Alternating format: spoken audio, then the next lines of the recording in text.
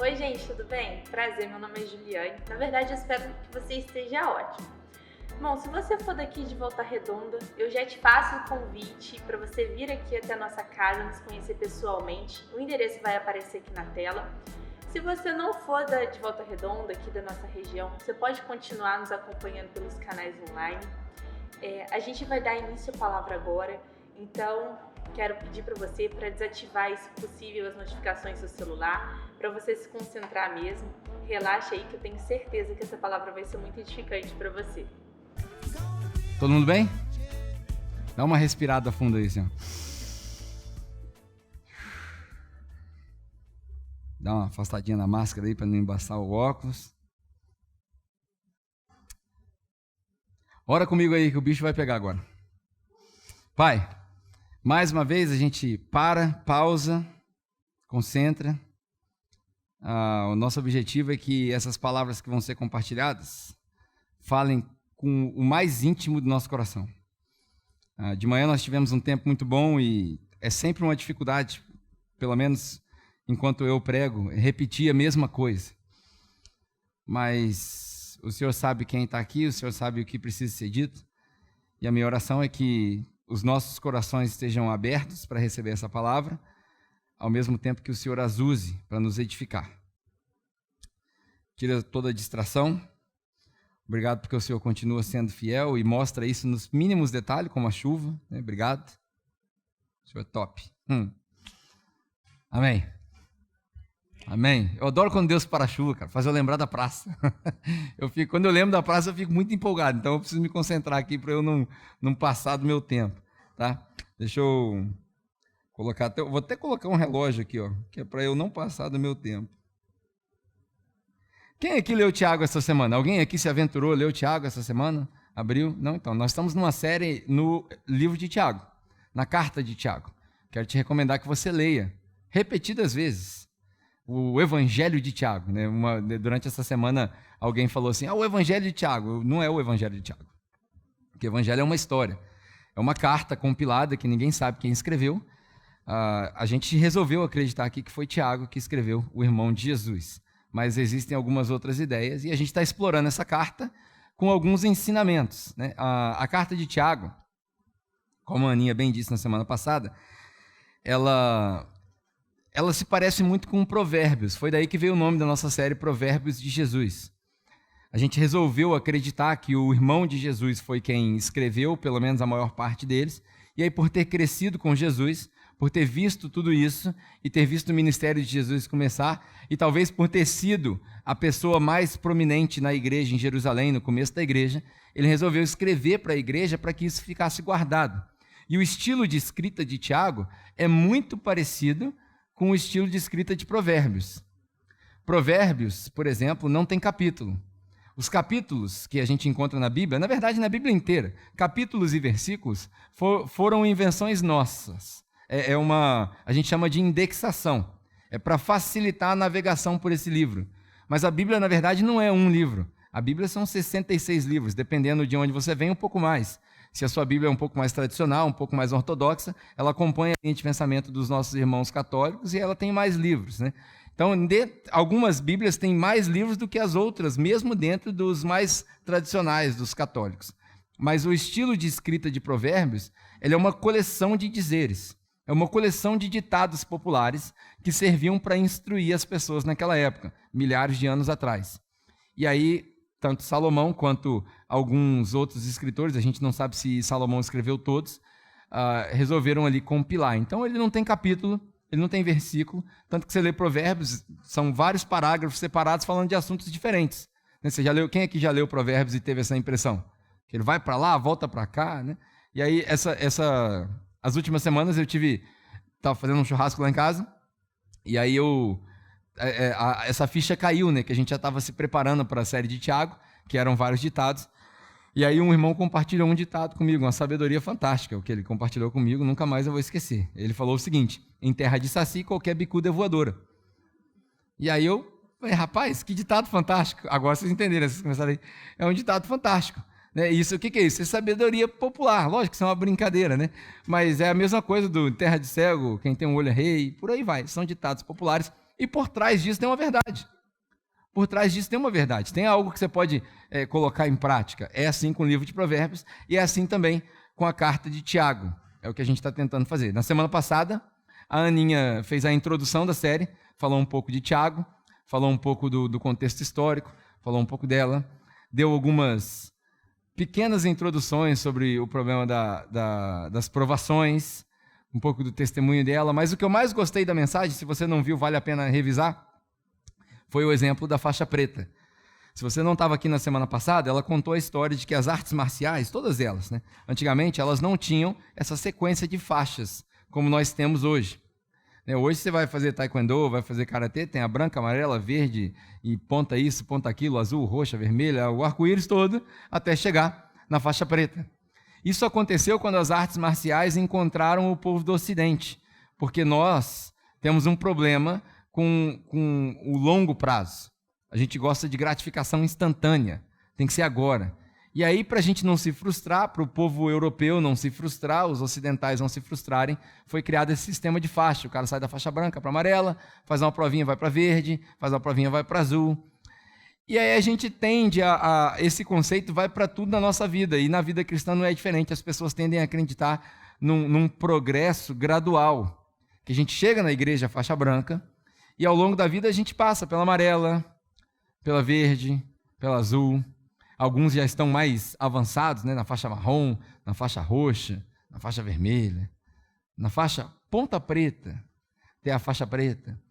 Mas eu sinto te informar, na vida com Jesus, a gente só tem duas faixas, a branca e a preta, igualzinho os samurais de antigamente. Ou você é faixa branca ou você é faixa preta. A faixa preta é a nossa graduação, o fim de tudo. Então, enquanto nós estivermos aqui respirando, nós somos tudo faixa branca. Todo mundo igual, porque todo mundo tem uma dificuldade diferente, todo mundo tem um pecado diferente. E essa carta de Tiago, ela ressalta muito isso, esse cuidado de se distanciar de algumas coisas. Por quê? Porque a gente ainda é faixa branca. Eu adorei aquela ilustração, vou levar isso para mim para o resto da vida, né? Muitas faixas brancas. E hoje a tentativa é a gente tentar terminar o capítulo 1.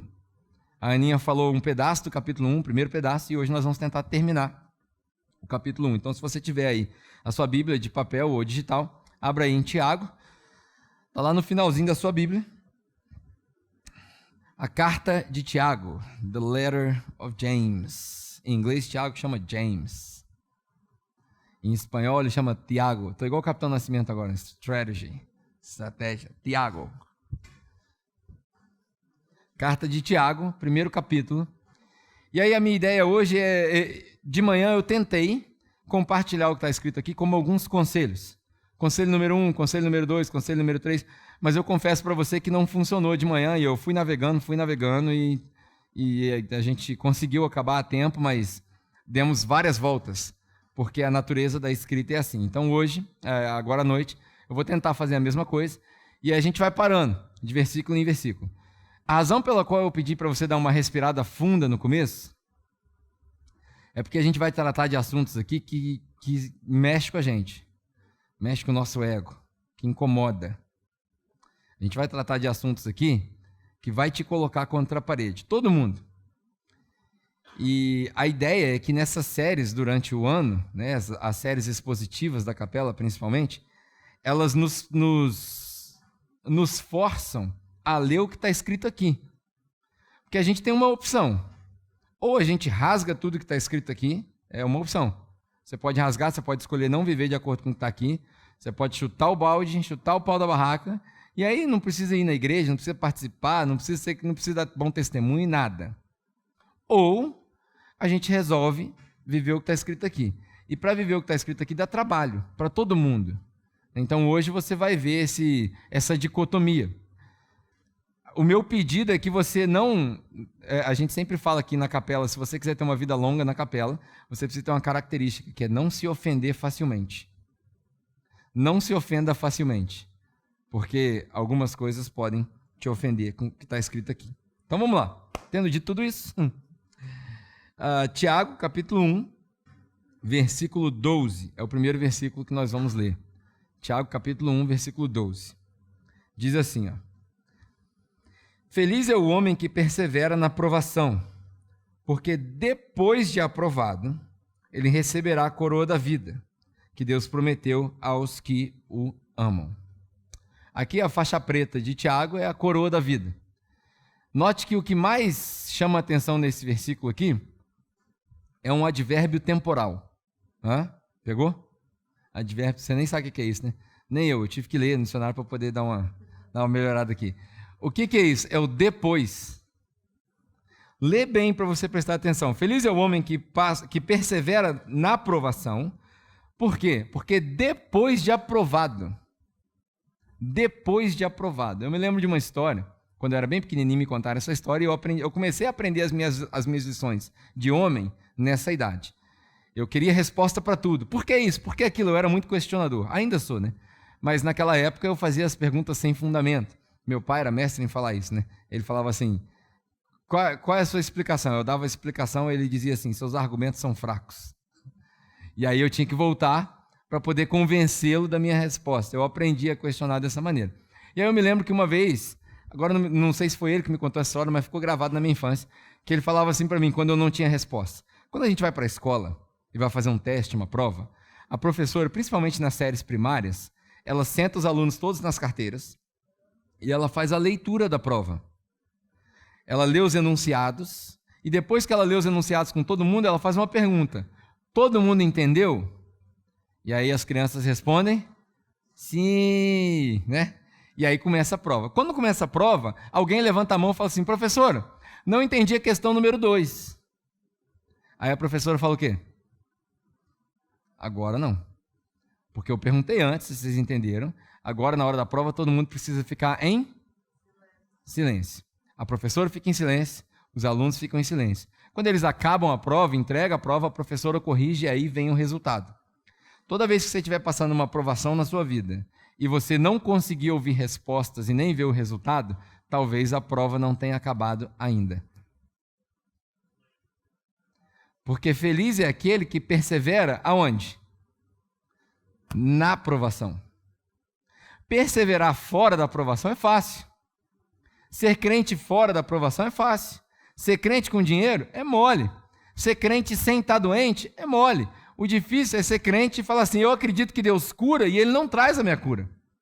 Mas eu persevero, eu não abandono a minha fé. Eu continuo sendo fiel a Jesus. Isso é perseverar. Porque Tiago fala que bem-aventurado, que é o mesmo termo de Mateus capítulo 5, quando Jesus fala das bem-aventuranças, feliz é o homem que persevera na provação. Perceba que ele não fala feliz é o homem que vence. Ele fala feliz é o homem que persevera. Por quê? Porque todo aquele que persevera na provação recebe a faixa preta depois da provação. Por isso que foi muito feliz quando a Aninha disse o título da mensagem dela, ou uma frase da mensagem dela, que toda provação é uma ponte para a aprovação. Toda provação é uma ponte para a aprovação. Persevera na provação, porque depois, quem persevera, ganha a faixa preta. Quem persevera, ganha a coroa da vida. Eu tenho a impressão de que os orientais, antigamente, não galardoavam, não recompensavam os estudantes das artes marciais com a faixa preta por proficiência, mas por tempo. Depois de 20 anos, é impossível ele não se tornar proficiente naquela arte. Ele só não percebeu, porque o progresso ao longo de 20 anos ele é gradual, e aí você não lembra mais quando você estava lá no começo. Você lembra de ontem, melhorou um pouquinho, de um pouquinho em pouquinho, você vai chegando lá. Persevera na aprovação para receber a coroa da vida depois. Aí Tiago continua dizendo o seguinte: quando alguém for tentado, e aqui começa a engrossar o nosso caldo agora. Quando alguém for tentado, jamais deve dizer estou sendo tentado por Deus. Porque Deus não pode ser tentado pelo mal e nem tenta ninguém. É o que está escrito aqui. Cada um, porém, é tentado pelo quê? Cada um é tentado pelos seus próprios desejos. Eu estou fazendo tudo que a oratória disse para não fazer. Estou apontando o dedo para você e estou falando que é só o seu problema. Para você entender mesmo o que o texto está dizendo. Tiago está falando isso aqui para você. Porque quando ele começa ele diz aos judeus que estão espalhados pela diáspora. Esses judeus que estavam espalhados pela diáspora, aos cristãos que estavam espalhados pela diáspora, se tornaram a igreja, somos nós. Então Tiago está falando para nós, você nunca diga quando você estiver sendo tentado, você está sendo tentado por Deus, porque Deus não tenta ninguém e ele nem pode ser tentado por nada mal, porque o que tenta é o próprio desejo nosso, que é mal. E aí ele continua, esse desejo que é mal, quando ele é concebido, ele gera o pecado, e o pecado gera a morte. Aqui começa a engrossar o nosso caldo, que eu já vou colocar a responsabilidade aí no seu peito, no meu peito, para a gente poder entender de uma vez por todas. Sabendo que a carta de Tiago é prática, a gente precisa aprender de uma vez por todas a assumir essa responsabilidade. Quando o Tiago fala sobre tentar aqui, essa palavra nem é uma palavra da provação, porque às vezes Deus permite que a gente passe por algumas provações e aprenda algumas lições a partir dessas provações para amadurecer. E não pense você que quando você passa por uma provação é porque você fez alguma coisa de errado. Certa vez perguntaram para Jesus, Jesus, esses caras aqui estão sofrendo isso injustamente. Aí Jesus dá 2 exemplos. Um dos exemplos é de uma torre que caiu na cabeça de um monte de gente e matou 14 pessoas, se não me engano eram 14 pessoas. Aí Jesus fala, você acha que esses caras eram mais pecadores que os outros porque caiu a torre na cabeça deles? Claro que não. Por que aconteceu então, Jesus? Porque essas coisas acontecem. Será a resposta de Jesus. Essas coisas acontecem. Na vida, vocês vão ter tribulação. Mas tendem bom ânimo, que eu venci. Se eu venci, vocês vão vencer também. No final, se você perseverar, eu estou com a coroa te esperando. Aquele que persevera até o fim, esse herdará a coroa da vida. Essa é a frase de Jesus. E aqui, a palavra tentar não é uma aprovação. A palavra da tentação aqui é como se fosse uma provocação. Vou te explicar da maneira mais simples que eu consegui explicar. Eu tenho 2 filhas. Uma tem 9 anos de idade, vai fazer 10, a outra tem 2. As 2 são lindas, puxaram a mãe, né? Enfim, vocês estão ruins de piada hoje, vocês não estão entendendo nenhuma das piadas hoje. As minhas 2 meninas, a gente tem uma mania na nossa sociedade de viciar as crianças em coisas digitais. As crianças são viciadas em telefone, iPad, e por aí vai, televisão. Quando a gente tira essas coisas tudo da Bianca, em 5 minutos ela já está enjoada. A gente tem que dar toda uma volta, um trabalho, brincar com ela, dar atenção para ela não perceber que está enjoada. E quando ela está sem opção, a única coisa que resta para divertir a Bianca é provocar a Isabel, que tem 2 anos de idade. Aí a gente está assistindo a nossa televisão, que eu e minha esposa a gente gosta muito de televisão, quando sobra tempo a gente está assistindo a televisão. Se a gente olhar de canto de olho, a gente vê a Bianca sentadinha no cantinho e a Isabel quietinha, coitada, brincando com as coisas dela, inocente, 2 anos de idade ainda não pecou, vai pecar depois só. Está quietinha ali, tranquilo. Aí a Bianca faz assim, ó. Quem é irmão mais velho aqui já fez isso também. Tá aí se eu pegar. Ela dá um tapinha. A gente fala, Bianca. E a Isabel fica, para, Bia, para, Bia, para. E a gente fica chamando a atenção dela. E aí, eu fico pensando, por que essa menina possuída pelo diabo vai fazer um negócio desse? Pô, deixa a menina em paz, cara. Aí eu tenho que ir lá exorcizar ela, né? Sai, em nome de Jesus. Para, Bianca. E aí, enfim, é assim que funciona, O que é isso? É provocar aqui, ó. Essa provocação. O que Tiago está querendo dizer é que Deus não provoca ninguém. Deus não tem prazer nenhum em ficar assim. Deus não provoca ninguém. Por quê? Porque isso é coisa do nosso pecado. Está escrito aqui o desejo que é mau. Ele manifesta na gente, dentro da gente. Aí a gente consome esse desejo. A gente consuma esse desejo, que é a palavra que está aqui. A gente põe em prática isso que está dentro da gente já. E aí, por consumar, ele gera morte. De manhã eu dei um outro exemplo, que é, por exemplo, eu sou viciado em chocolate. É como se alguém colocasse aqui um negócio aqui pendurado, um chocolate aqui na minha frente, e eu fico tentando pegar ele. Quando eu consigo pegar o chocolate, rapidamente eu ponho ele na boca. Pronto, consumou o pecado. Aquela gordura hidrogenada e aquele açúcar todo entrou no meu sangue, agora já era. Gera morte. Então, esse exemplo, o que Tiago está querendo dizer aqui é que o pecado ele fica tentando pescar a gente o tempo todo.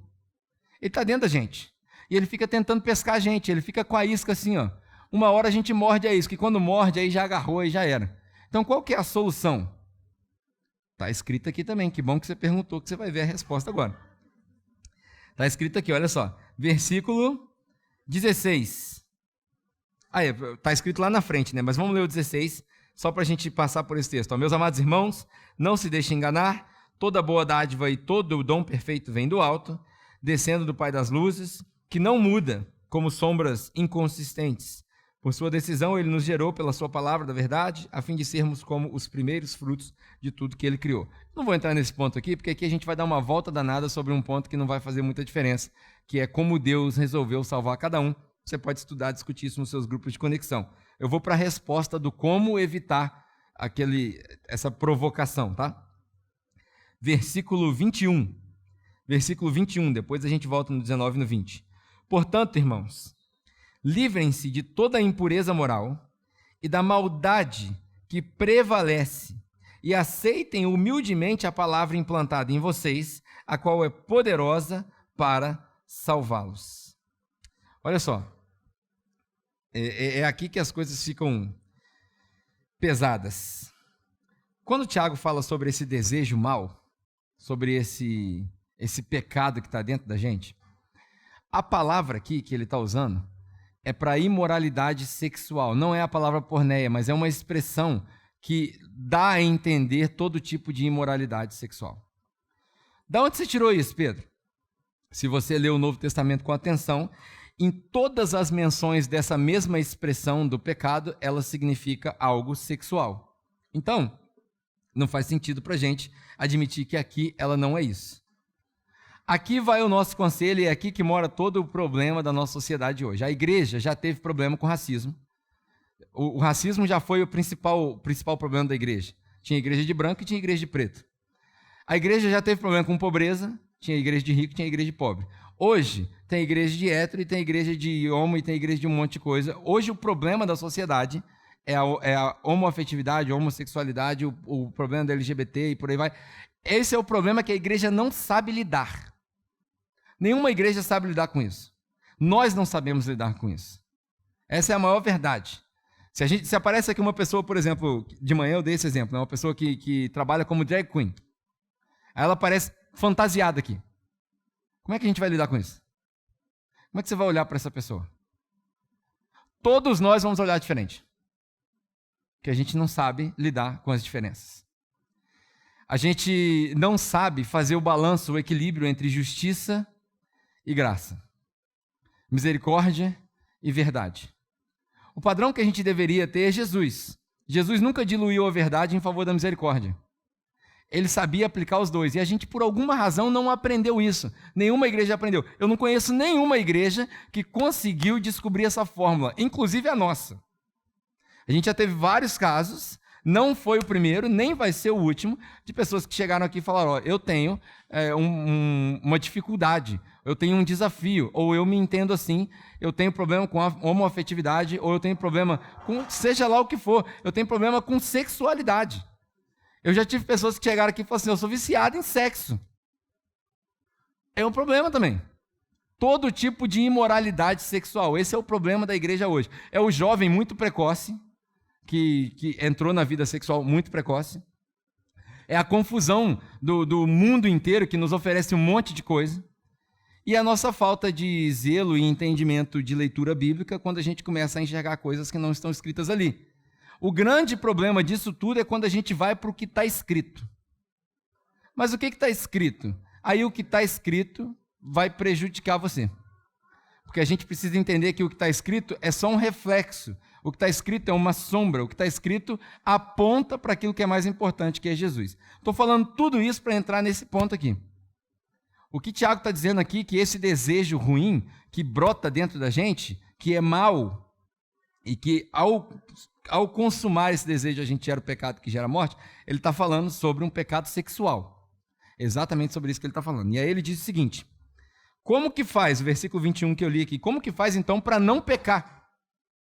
Como que faz então para não viver nesse pecado? Como que faz para eu viver uma vida correta, de acordo com aquilo que Deus desenhou para mim? Ah, mas Deus me criou assim. Certamente, Deus te criou assim. Deus não erra.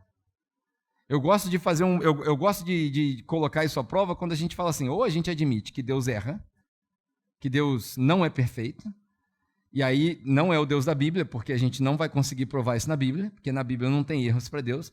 Ou a gente admite que algo aconteceu de errado comigo. Eu sou uma aberração da natureza, então.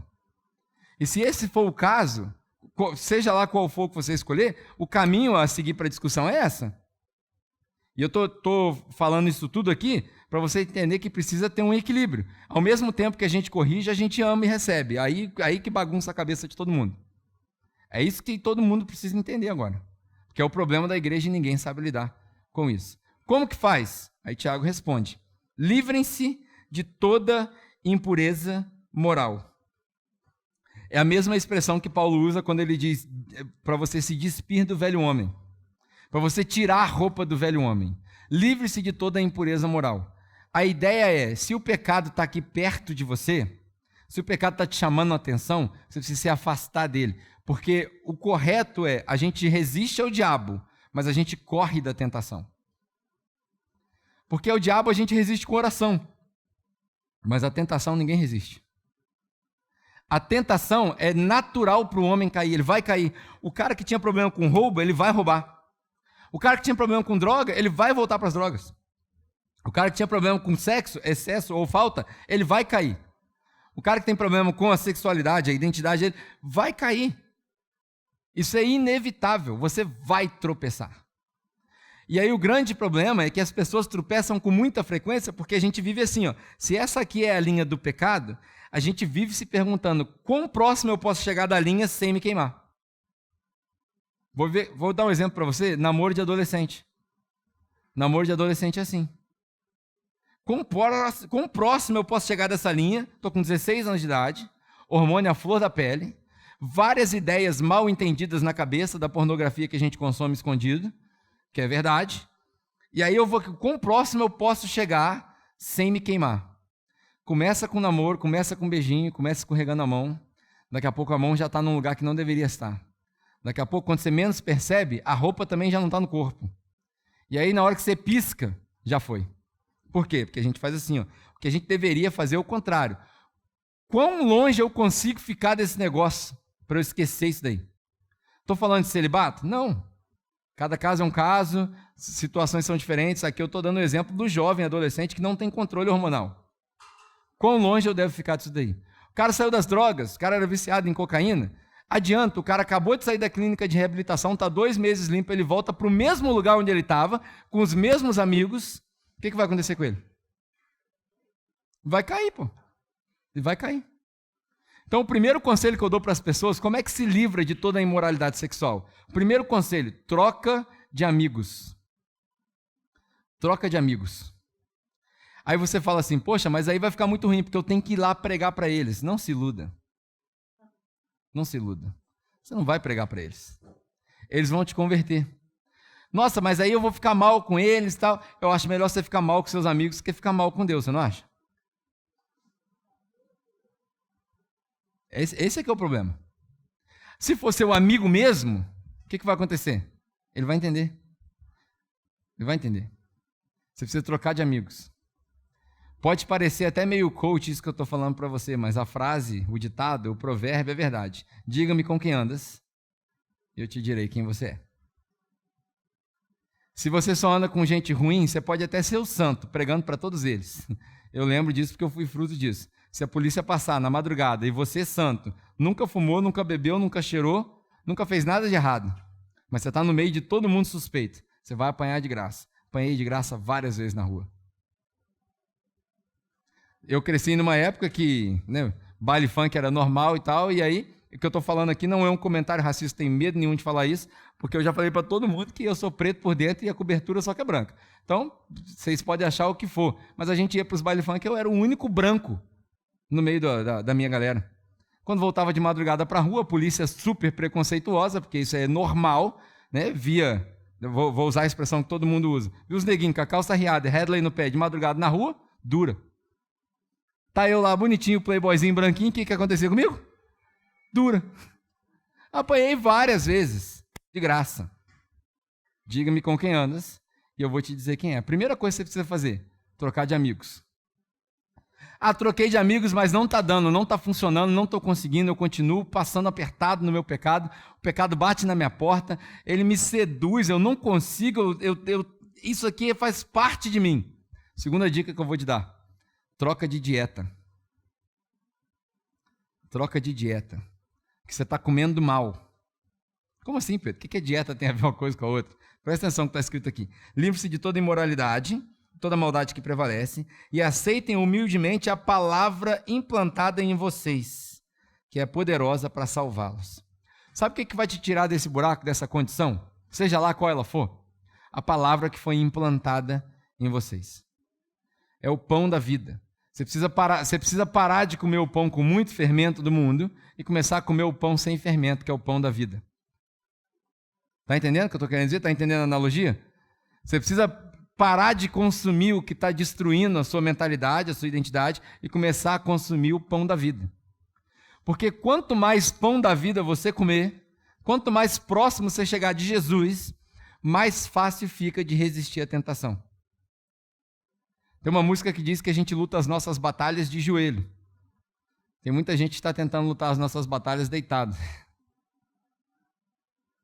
Não vai ganhar. Não vai ganhar. Nossa, você está falando isso para mim, Pedro? Aham. Para nós. Para todos nós. Todos nós temos um problema para lutar com isso daí. Todo mundo tem. Todo mundo tem. Vou falar um negócio para vocês. De manhã eu falei isso, vou repetir. É uma parada difícil de admitir, mas vamos lá. Esses dias eu percebi que faziam 3 semanas que eu não lia a Bíblia. O pastor de vocês está fraco espiritualmente. Não lê Bíblia. 3 semanas. E aí, há 2, 3 dias atrás, cheguei para minha esposa e falei, Naline, estou percebendo que a minha vida está rasa. Não tem profundidade no que eu falo e nem no que eu vivo. Estou sendo hipócrita. E eu não estou dizendo que eu não leio Bíblia, porque eu trabalho com isso, então é injusto. Então, se eu falar para você que eu estou despreparado, não. Eu praticamente decorei esse texto. Tem várias palavras aqui que eu tive que aprender até em grego. Eu sei que eu estou fazendo, isso aqui é o meu trabalho. Mas ler a Bíblia para o meu trabalho é uma coisa. Ler a Bíblia para ouvir Deus falar comigo é outra coisa totalmente diferente. E aí eu descobri que fazia 3 semanas que eu estava morto espiritualmente, morno espiritualmente. E eu tenho as minhas crenças, né, as minhas convicções em termos da minha salvação, mas se eu fosse levar em consideração o que os meus irmãos pentecostais falam para mim, se Jesus voltasse semana passada, eu tinha ficado. Porque ele ia falar, filhão, você está mal, você está fraco demais, você está morno. E é muito ruim você se encontrar morno. Muito ruim. Ou você esfria de uma vez, rasga tudo, mete pé, ou você fica quente. A brasa viva. E a brasa viva não tem como não viver uma vida coerente. Aqui ele fala, muda de dieta, porque a palavra que está implantada, o que é a palavra implantada? Sabe quando você está naquela situação aí que você está pensando que você não precisa se acusar, não precisa levantar a mão? Aquela situação que você sabe que está errado. Você sabe, lá no fundo você sabe que está errado. E aí você dá aquela pisada, quando você pisa, você tem aquele leve remorso. Não está certo, mas funciona para mim, é bom e tal, e aí a gente vai. Esse sentimento, quando ele brota no seu coração, você tem a escolha de encaminhar esse sentimento. Ele pode virar remorso ou ele pode virar arrependimento. Remorso vai gerar tristeza, morte, isolamento. A pessoa, quando está em remorso, ela se isola. Geralmente, a pessoa, quando está numa situação dessa, que ela sabe que está fazendo alguma coisa errada, ela se isola. E quando ela vai procurar ajuda e conselho, ela, na verdade, não quer conselho, ele não quer conselho. Ela quer aval. Ela quer uma aprovação do erro, que eu, particularmente, não estou disposto a dar. Até porque eu não aprovo nem o que é certo, nem o que é errado, não sou Deus. Mas eu tenho a impressão de que se você se debruçar sobre as Escrituras, você vai encontrar o que é certo e o que é errado, e o Espírito Santo vai te convencer. É por isso que Paulo fala que a gente tem um batismo, um Deus, um Espírito Santo. Vai aqui mais um pouco de doutrina para a nossa carta de Tiago, né? As pessoas têm a mania de falar, você foi batizado com o Espírito Santo? Eu respondo para todo mundo, fui. Quando? Quando Jesus me salvou. Foi quando eu fui batizado com o Espírito Santo. Como é que você sabe? Qual o sinal que você tem? Nenhum. Nenhum, não precisa de sinal. O próprio Jesus falou que eu não precisava de sinal, que ele não ia dar sinal para ninguém. O sinal que eu tenho é que toda vez que eu faço cagada, ele me lembra da cagada. Porque é a função do Espírito Santo. O Espírito Santo lembra para a gente aquilo que Jesus ensinou. Então, talvez você nunca tenha lido a Bíblia inteira. Talvez você nunca leu nem o Novo Testamento inteiro. Se bobear, você não leu nem os Evangelhos direito, porque às vezes leu e não entendeu. Mas na hora que você faz o errado, aquela consciência acusa. Isso é o quê? É o Espírito Santo que habita dentro de você. Te falando, ó, o que você está fazendo não está legal. E aí ele está operando na função dele, que é convencer o homem do pecado e da justiça. Essa é a função do Espírito Santo. Agora vem a grande chave para a capela. Nós, aqui, ó, todos nós, enquanto igreja. Aí eu resolvi caminhar com a capela. E agora, como é que eu faço? A pessoa chegou ali e ela é cleptomaníaca. Você sabe que ela é cleptomaníaca. Não, vou piorar. É pedófilo. Ele pagou, peguei pesado, né? Pedófilo. Pagou a pena dele, foi liberto. Chegou na capela, todo mundo sabe, saiu no jornal. Chegou na capela. Como é que a gente vai fazer com ele? Vai receber ele. Seja bem-vindo. Porque o corpo é de Cristo, não é meu. A gente vai receber ele. Ele vai sentar, ele vai ouvir, ele vai participar, ele vai cear, ele vai fazer o que puder fazer. Ele só não vai trabalhar com as crianças, porque a gente não é otário. Entendeu? Não vai, não pode, porque o cara tem um passado. Ah, mas ele foi regenerado. Beleza, lá no céu a gente se vê, mas aqui não. Aqui nós vamos proteger as crianças. Isso é prudência.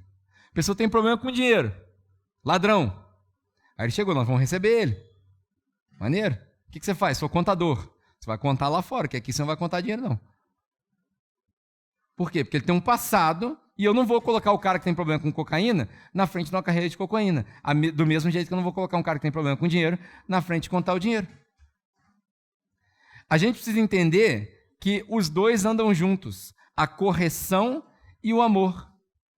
Quando a pessoa entendeu o evangelho mesmo, ela sabe que o evangelho ofende. Ela sabe que o evangelho corrige. Ela sabe que na hora que você pisar na bola, alguém no nosso meio vai apertar a sua ferida. Isso é o amor e a correção andando juntos. São dois trilhos. Aqui eles parecem separados, porque quando alguém corrige, parece que não ama. Basta você ler Hebreus. E quando você lê Hebreus, você vê que na hora da correção, na hora da disciplina, ela parece ruim. Mas depois você vai agradecer.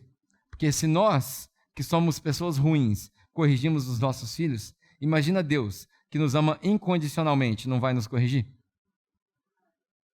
Então a gente é corrigido o tempo todo pelo Evangelho. Qual que é a fórmula? Livrem-se de toda a impureza moral. Não é só uma, não, é toda a impureza moral. Toda ela. Livrem-se.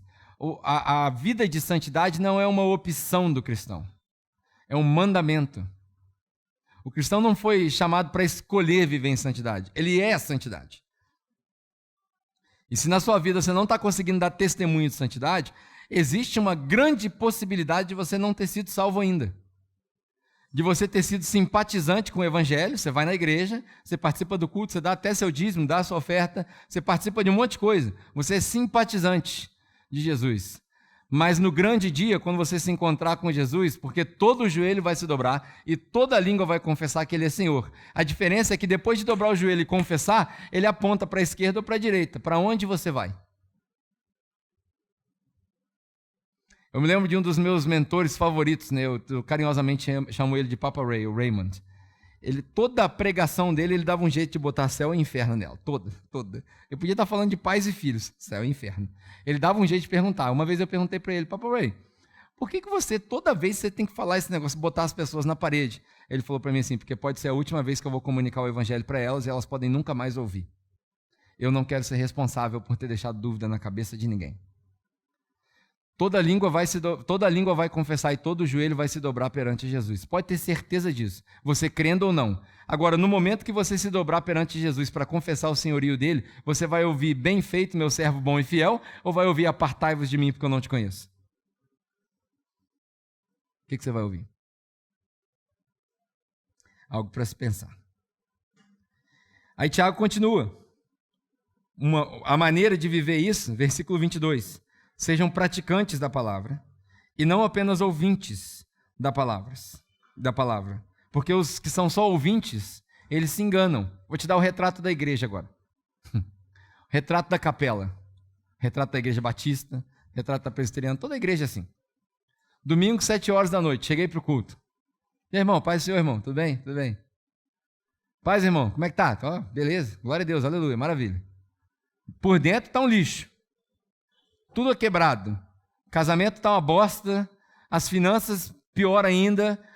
Tô desempregado, mas ninguém pode saber, porque eu não posso queimar meu filme. Entendeu? Não posso pedir ajuda, porque eu sou orgulhoso. Então, glória a Deus. Aleluia. Aí eu venho pro culto. Meu Salvador. Aleluia. Irmão, joelho, chora. Lindo, maravilhoso. Aí vem o pastor, prega aquela palavra. Aí o cara que é mais pentecostal sai daqui, viu a palavra que o pastor pregou hoje? Cajadada. Arrebentou comigo. Estou todo dolorido. Aí sai no carro, vai conversando, volta para casa. Amanhã o alarme toca, já sai correndo, vai para o trabalho e tal. Aí você manda uma mensagem. E aí, irmão, foi na igreja ontem? Foi o que o pastor pregou ontem? Ih, esqueci. Foi boa a mensagem. Assiste no YouTube. Podcast. Assiste no YouTube, que a mensagem foi ótima. Foi uma bênção. Mas foi o quê, irmão? Foi sobre o quê? Pô, esqueci. Esse é o retrato da igreja. Só ouvintes. Ninguém pratica. Ninguém põe em prática. E olha que a palavra de Jesus é muito fácil. Não precisa memorizar nada disso. Jesus falou, um novo mandamento só eu dou para vocês. Não precisa de 10. O povo de Israel era mais avançado que nós. Há 5.000 anos atrás, eles eram mais inteligentes que a gente. Porque eles tinham 10. A gente tem um só. E a gente não põe em prática. Um novo mandamento eu dou para vocês. Qual que é? Amem uns aos outros. E a gente não faz. Só esse. E a gente não faz. É muito fácil. Talvez por ser tão fácil, é que a gente não faz. Esse é o retrato da igreja. Ouvintes da palavra. O ouvinte da palavra, isso me lembra muito de Mateus capítulo 7, quando Jesus fala, ó, tem 2 homens. Um ouviu e não botou em prática, o outro ouviu e botou em prática. O que não pôs em prática é semelhante a um homem que constrói a casa na areia. Vem a chuva, vem o vento, vem a tempestade e derruba a casa. A casa é a sua vida. Se você não põe em prática o que Jesus fala, está aqui, ó. O que Jesus falou aqui através de Tiago? Livrem-se de toda imoralidade sexual e da perversidade que vive dentro de vocês. O que eu vou fazer? Vou botar em prática. Vou trocar de amigos, vou trocar de dieta. Ah, não, vou embora para casa amanhã, vou fazer a mesma coisa com as mesmas pessoas. Você é tolo, você se engana. Para ser em português bem rachado, é burro. Porque está escrito aqui, ó. Parece que você está olhando no espelho. O cara que ouve e não põe em prática é semelhante à pessoa que olha no espelho, contempla a imagem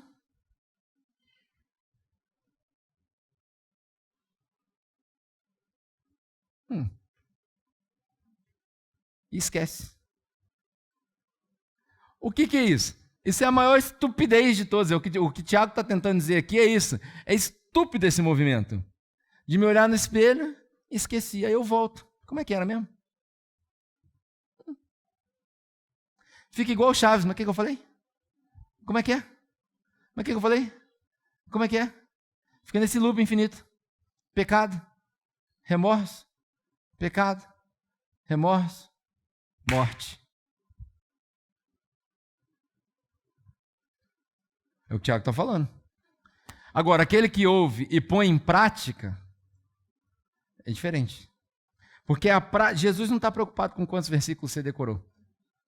Jesus não está preocupado com quantos cultos você participou. Jesus não está preocupado com nada disso. Jesus está preocupado com a prática daquilo que ele ensinou. Olha o que ele fala aqui. Para a gente terminar, né? Estamos quase no final. Aquele que ouve é semelhante ao que olha a sua face no espelho e se esquece. E depois de olhar para si mesmo, sai e logo esquece a sua aparência. Mas o homem que observa atentamente a lei perfeita, que traz liberdade, e persevera na prática dessa lei, não esquecendo o que ouviu, mas praticando, esse será feliz naquilo que ele fizer. Essa daqui é a pior parte desse texto. E eu digo que é a pior parte desse texto porque ela acusa a minha incompetência. Na capacidade de pastor da igreja, ela mostra a minha incompetência. E eu não estou falando isso para você sentir pena de mim. Eu estou cagando e andando para o seu sentimento a meu respeito. Estou falando isso daqui para você perceber o quão grave é o que nós estamos fazendo. Quando ele mostra isso daqui, eu leio da seguinte maneira: o homem que observa atentamente a lei perfeita. A lei perfeita aqui é Jesus. Não é o que está escrito, não é o que está decorado, não é o Antigo Testamento, não é a regra da igreja, é Jesus. Jesus é a lei perfeita. É nele que se resumem todos os profetas e todas as leis. É no amor ao próximo, como Jesus ensinou, que tudo se resume. Então Jesus é a própria lei. Quando ele discutia a respeito da lei com os mestres da lei, em João capítulo 8, eles chegaram para ele e falavam: Jesus, mas isso aí não está funcionando, isso aí... Enfim, tem uma discussão danada sobre Abraão. Aí Jesus falou: o negócio é o seguinte, esquece tudo isso daí, vocês permaneçam em mim, esquece a linha do pecado, afasta do pecado, põe em prática, fica em mim, fica comigo. Eu vou viver em vocês, vocês vão viver em mim. Se vocês fizerem isso, vocês vão conhecer a verdade. E a verdade vos libertará. Olha o que Tiago fala. Permanece na prática, atentamente observando a lei perfeita que traz o quê? Está escrito aí. Traz o quê? Liberdade. E aí, olha o que a gente fez. Ao invés de ensinar para as pessoas Jesus, ao invés de ensinar para as pessoas a lei perfeita, nós criamos muletas. Muletas. A pessoa chega aqui aleijada espiritualmente, a gente dá para ela uma muleta. A muleta é o prédio, a muleta é o culto de domingo, a muleta é o grupo de conexão. A gente dá a muleta para ela porque a gente tem medo. Na verdade, a maioria de nós nem sabe o que ensinar. A gente se depara com os textos de Paulo, por exemplo, falando: vocês estão até hoje tomando leite, já era para estar comendo carne. Até hoje estou falando elementar com vocês. É isso mesmo? É sério? Que nós vamos voltar nesse papinho de pode fazer tatuagem? Pastor, pode ter tatuagem? Pastor, eu posso transar antes do casamento? Pô, papinho mais chula, mano. Isso é básico, é elementar. Mas a gente não sabe o que ensinar para as pessoas. Nós somos muito zero. Muito zero. E aí, o que Tiago está falando aqui, o que a gente não faz, ao invés da gente dar Jesus, da gente dar carne para a pessoa, fala: tá aqui, o alimento é esse. Começa aqui, meu querido, e termina aqui. Começa lendo João, memoriza, se afasta, põe em prática. Na hora que eu te ver no barzinho, eu vou pegar no teu braço e falar: pô, tá de sacanagem comigo, cara? Você chegou na igreja, você falou que queria mudar, você voltou para a parada? Pô, é isso mesmo? Vou fazer você passar vergonha na frente dos seus amigos, vou te arrastar na parada, eu vou me enfiar na sua vida, você vai se enfiar na minha vida, a gente vai se transformar em um, porque essa é a oração de Jesus, que vocês sejam um.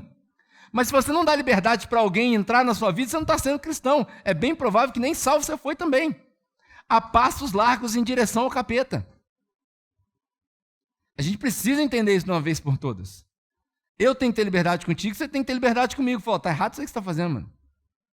Isso aí não está correto, não. Isso aí não tem a ver com o que Jesus falou para nós. E aí a gente vai discutir, vai debater em amor, vai corrigir, e as coisas vão entrar no caminho certo. Não dá para ficar andando no caminho errado. E aqui, quando o Tiago fala de tudo isso, ele fala: eu tenho que ensinar para eles a lei perfeita, porque a lei perfeita traz liberdade, mas a gente cria muletas. Melhor, não é nem muleta, a gente construiu máquinas de hemodiálise. A igreja é uma máquina de hemodiálise. Você sabe o que é uma máquina de hemodiálise? A pessoa que tem problemas renais ou passa por tratamento de quimioterapia e por aí vai, ela precisa ser conectada numa máquina de hemodiálise regularmente, uma vez por mês, uma vez por semana, depende da gravidade do problema. E aí ela é conectada naquela máquina para fazer a limpeza do sangue nos rins. Porque se não fizer aquilo, os órgãos param e ela morre. Então a gente cria dependência e as pessoas se convertem e ficam dependentes. Dependente de ir na igreja, dependente de ir no Conexão, dependente de fazer isso. Porque se ela não vier, pasmem, é a única vez que ela abre Bíblia na semana. A única vez que ela escuta uma palavra na semana é no culto. Você acredita que tem gente que só ouve a palavra de Deus no domingo? Você consegue acreditar nisso? Você acredita que tem gente que só exercita a fé nesse exercício raso, chamado culto litúrgico que a gente tem? Nesse troço que eu acho que nem Deus olha. Que a gente se reúne aqui para cantar música, eu fico me perguntando se Deus está assistindo essas músicas. Eu fico me perguntando se Deus está olhando para mim enquanto eu estou pregando. Você está falando à toa, mané. Eu fico me perguntando se Deus está satisfeito com o que eu estou fazendo. Porque o hipócrita está 3 semanas sem ler Bíblia e quer pagar de bonitão para ensinar para os outros. Eu fico me perguntando se essas coisas têm a ver com o que Deus quer. Aí eu sou confrontado. Eu estou no mesmo confronto que vocês. Mesmo conflito. Estou saindo daqui bolado. Porque a gente não ensina para as pessoas Jesus. A gente ensina igreja.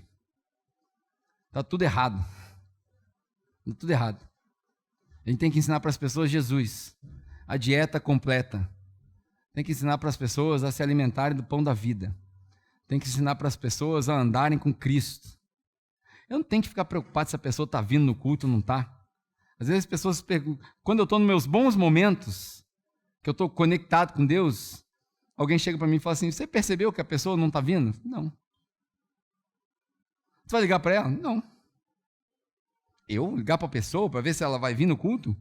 Ela vem se ela quiser, se ela não quiser, não vem. Acabou.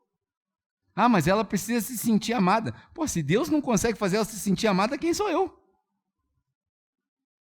Ah, não, mas Deus vai te usar para fazer a pessoa se sentir amada. Vai usar outra então, porque não é comigo. Ou você se decide a andar com Jesus mesmo, você sozinho, fala assim, não, eu vou fazer isso aí, eu vou andar com Cristo, eu vou dar exemplo, eu vou ser sal, eu vou ser luz, eu quero andar no caminho correto, eu quero agradar a Deus, eu quero ver meu Senhor e ouvir, bem feito, servo bom e fiel. Se você não decidir isso, cara, ninguém vai decidir por você. A gente precisa desconectar dessa máquina de hemodiálise. E eu entendo que de fato tem muita gente que está doente e que não dá para dar o remédio inteiro de uma vez, toma, porque vai matar a pessoa. Seria até legal se fosse desse jeito, né? Imagina, a gente prega para a pessoa, eu quero Jesus, já morre ali mesmo, pum. Ia ser top, ou não? Eu acho que ia ser maneiraço. Imagina, a gente reúne aqui 150 pessoas, quem quer Jesus? 40 pessoas levantam a mão, já caiu no chão morto. Top, estilo Ananias e Safira. Já vai para o céu, não precisa mais passar pelos problemas da vida. Deus encontrou com Jesus, mas não é assim. Infelizmente não é assim. E se você na sua mente está assim, não ia ser legal. Sei que o Pedro está falando, não ia ser legal. É porque você não entendeu. Você não entendeu o que Paulo disse. Que para ele morrer, viver, são as frases mais famosas de Paulo. Ele falava para as igrejas, eu queria mesmo era morrer, eu queria mesmo estar com Jesus, mas alguma coisa tem para eu estar aqui com vocês, vai ser mais frutífero. Então, estou aqui. Mas o meu desejo é me encontrar com Jesus. Quando você acorda de manhã, você tem desejo de encontrar com Jesus ou você tem desejo de pecar? Quando você vai dormir, você agradece a Deus por tudo aquilo que Jesus fez na sua vida? Ou a sua oração é aquela oração de mentirinha também, que você dorme orando? Quando eu paro para refletir durante o dia, eu paro mesmo e eu dou tempo para Deus falar comigo ou eu estou marcando no cronômetro quanto tempo Deus tem para falar? São coisas que a gente deve pensar. E aí, por último, Tiago fala, se alguém se considera religioso, e aqui religioso não é um termo pejorativo, aqui religioso quer dizer aquele que presta louvor a Deus. Se alguém está disposto a prestar louvor a Deus, é isso que ele quer dizer, mas não refreia sua língua, ele se engana. A sua religião ou o seu louvor não tem valor algum. A religião que Deus, nosso Pai, aceita como pura e imaculada é essa. Cuidar dos órfãos, das viúvas e não se deixar contaminar pelo mundo. Vou encerrar essa mensagem com uma ponte para as próximas, né? Muita gente diz que Tiago e Paulo são controversos, porque Paulo fala sobre salvação pela fé sozinho e Tiago vai apresentar um caso onde a salvação também tem a ver com as obras. A gente vai passar por isso e eu confesso para você que não tem resposta para isso. A gente vai ter que lidar com esse problema e aceitar que os dois escreveram coisas diferentes em tempos diferentes. Mas quando Tiago escreveu, Paulo não havia escrito nada ainda. Paulo estava ainda pensando na sua conversão. A história nos conta que Paulo, assim que teve uma revelação de Jesus, ele passa 3 anos isolado, Depois ele se encontra com alguns poucos dos apóstolos, mas ainda não resolveu pregar. E depois ele passa 14 anos e meio, 14 anos e 6 meses, peguei, viu? 14 anos e meio, graças à nossa teóloga de plantão que me ensinou hoje, que eu falei mais ou menos 15 anos. 14 anos e meio ele passa isolado, para ver se é isso mesmo que ele vai pregar. E aí ele tem essa confirmação toda. Paulo demorou 14 anos e meio, depois desses primeiros 3, para começar a pregar o evangelho dele. E aí ele escreve tudo isso que ele escreveu. Enquanto ele pensava e meditava, e tinha suas experiências com Jesus, que a gente encontra em 2 Coríntios 10, por exemplo, quando ele disse que foi ao céu, que é o mesmo relato de Atos capítulo 9, se eu não me engano, ou 8, quando ele tem a revelação de Jesus, enfim. Enquanto tudo isso está acontecendo, Tiago já está na igreja em Jerusalém, escrevendo para a igreja, falando, tem que arrumar isso aqui, tem que arrumar aquilo ali, e aqui vem a carta. Então, enquanto uns dizem que eles são controversos, eu vou encerrar essa mensagem de hoje dizendo que Paulo e Tiago são complementares. É a frase que Tiago usa mais para frente. Você me mostra a sua fé sem obras, e eu vou te mostrar a minha fé com as minhas obras. A gente já teve o tempo da teologia clássica, a gente já teve o tempo da teologia reformada, a gente já teve o tempo da teologia pentecostal, a gente já teve o tempo da teologia contemporânea, da teologia sistemática, da teologia bíblica. Agora nós aqui na capela, nós vamos começar o tempo da teologia prática. Está comigo ou não? Teologia prática. O que é teologia prática? É você decidir andar com Jesus e decidir se entregar para esse corpo aqui que se chama igreja, que é parte do corpo de Jesus. Um vai ajudando o outro, um vai corrigindo o outro, e um vai suplementando a necessidade do outro. Isso é ser cristão. Isso é Tiago. Amém? É isso. Antes da gente orar, eu quero dizer o seguinte. O que a gente precisa levar dessa mensagem de hoje? Tá difícil, muda a dieta. Tá difícil, muda de amigos. Persevera. A coroa da vida está te esperando. Mas muita gente vai sair daqui perplexo, ofendido. Porque eu toquei na ferida de alguma coisa. Algum pecado que te incomoda. Você precisa entender que as duas realidades fazem parte da nossa vida. O amor e a correção. São duas mãos de um mesmo corpo. Ninguém aqui tem o poder de te julgar. Ninguém tem o poder de me julgar. Você cuida da sua vida, eu cuido da minha. Nós cuidamos da nossa. Então, se você der liberdade, a gente vai se intrometer na sua vida. E quando tiver alguma coisa errada, para o seu bem, em amor, nós vamos corrigir. Então, se você saiu daqui ofendido, vai para casa, fecha a porta do seu quarto, dobra o seu joelho, ora e pede perdão para Deus. Porque Ele vai curar suas dores. Porque a palavra dele não precisa pedir desculpa para ninguém. Jesus não precisa se desculpar com ninguém. O que Ele tinha que fazer por você, Ele já fez. Ele morreu na cruz. Agora a gente toma vergonha na cara e segue o que Ele falou. Amém? É isso. Vamos orar? Pai, mais uma vez, a gente te agradece por esse momento, por esse tempo de reflexão, tempo de dificuldade, tempo de engasgar no nosso próprio pecado, tempo de refletir. Se tem alguma coisa que a gente pode pedir nessa oração, ao encerrarmos essa nossa reunião, é perdão. Perdão por não viver uma vida de acordo com aquilo que o Senhor deseja para nós. Perdão por não nos dedicarmos na medida que nós devíamos. Perdão por não representar o seu reino da maneira que nós devíamos. Que a sua misericórdia nos alcance mais um dia e que no restante dessa noite e amanhã, ao acordarmos, essas palavras não sejam palavras jogadas ao vento, mas sejam frutíferas na nossa vida, no nosso coração, para que a gente dê frutos da nossa conversão. Nós não queremos ser só mais um grupo que se reúne aos domingos. Nós queremos presenciar esse próximo avivamento no nosso testemunho. Nós queremos ser os próximos mártires que causam esse avivamento. Nós queremos ser aqueles que dizem estar prontos para entregar sua vida por Jesus. No nome dele que nós oramos. Amém. Gente, eu espero que vocês tenham gostado muito dessa palavra, assim também como ela foi muito edificante para mim e para todos os nossos irmãos. Se você gostou, se foi relevante para você, já curte esse vídeo, compartilha aí com outras pessoas para que também possa alcançar outras vidas. Te convido também para fazer parte do nosso grupo de conexão, que são as reuniões que acontecem no decorrer da semana. É só você escanear esse código que está aparecendo aí na tela que alguém vai falar com você e vai te direcionar também.